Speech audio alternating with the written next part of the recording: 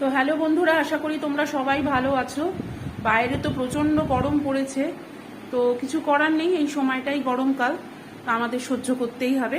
যার জন্য তোমাদের এই ভিডিওটা করা, শেয়ার করা। অ্যাকচুয়ালি আমি দেখো বাড়িতে আমার ঘরের জন্য নতুন পর্দা কিনেছি, ঠিক আছে। আর আমি তো বলেইছি তোমরা আমাদের, মানে তোমরা আমাদের বলতে মানে আমার তোমরা পরিবার, কথা গুলিয়ে ফেলছি গরমের চোটে। যাই হোক, তো পরিবারের মানুষের ভুল হলে আশা করি তোমরা ক্ষমা করে দেবে।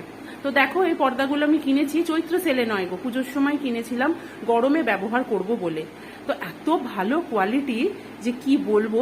আর এটা একটু মানে একটু চওড়াই রেখেছি আর লম্বায়ও রেখেছি। দেখো এই যে 4টে জানলার পর্দা, এটা দরজার পর্দাও আছে আলাদা করে। তো তোমরা অবশ্যই বলবে কেমন হয়েছে। আমার কিন্তু খুব ভালো লাগছে, আর রোদ্দুরের তাপটাও কিন্তু অনেকটাই ঘরে কম ঢুকছে।